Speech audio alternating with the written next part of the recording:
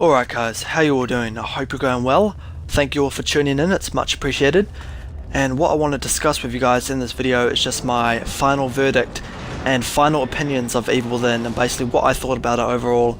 Because I've already done my first impressions, and I discussed with you guys my first impressions of it in a previous video about 2 days ago. And when I posted up that video, I only got up to about chapter 5, so I couldn't really say my overall opinions of it yet, but I could still have a bit of an idea about what I thought about it at the time. So anyway, what I want to discuss with you guys in this video is obviously my final verdict of Evil Within and the good and bad points I found with it overall after I completed it. So well, the first thing you guys got to remember with the Evil Within, that this isn't Call of Duty or a fast-paced first-person shooter. So don't buy it like thinking that it's going to be a fast-paced shooter, because it's not. And it's not supposed to be that. It's supposed to be a survival horror game, and it does that great. From the first cutscene especially, when it's extremely tense and extremely scary, because if you guys have ever played Outlast, how you don't have any guns at all, and all you have to do is just kind of sprint away and hide from enemies, like hide under beds, hide in lockers. The Evil Within is basically exactly like that in the first mission, because you don't have any guns at all, and all you have to do is run away and hide. Because if you guys have watched the gameplay demo for Evil Within, that was in the gameplay demo of the first mission, but it's kind of changed since then, so it's a bit different than what you guys might remember from gameplay demos. But anyway, after the first mission, from about mission 2 or 3 onwards, it starts to lose that. It starts to lose that scary, tense factor that it had in the first mission, and then it just starts trying to overwhelm you with intense gore and violence. Because if you guys have ever seen the Saw and Hills Have Eyes movies, how they're just extremely violent, but they're not scary, they just try to disgust you and overwhelm you with intense gore.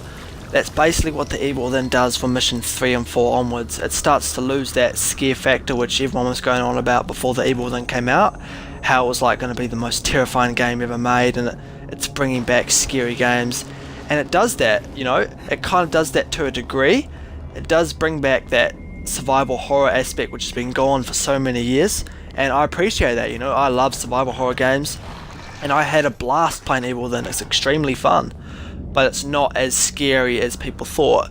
But I suppose if you're a person that scares easily and is a bit of a noob to scary games or even scary movies, then this game is probably going to scare you quite a lot.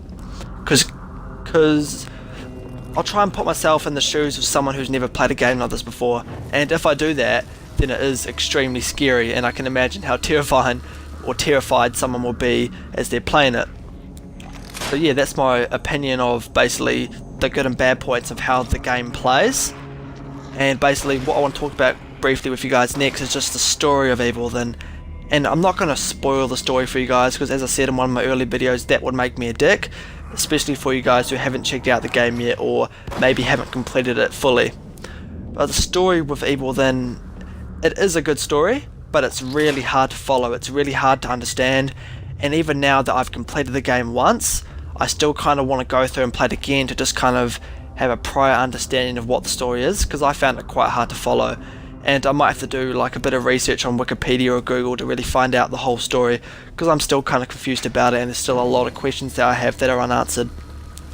So yeah, that's my main points of Evil Within, basically the story and what I thought of that, and how the game plays. That's my overall opinion of that in general. But anyway guys, be sure to let me know what you guys think in the comment section below. I'd love to hear what you guys think, if you guys have checked Evil Within out, or maybe going to think about checking it out, because it is a good game. It's a really tense and it's a really good survival horror game. So there we go guys, if you enjoyed the video, feel free to smack that like button, and I'll see you all on the next one.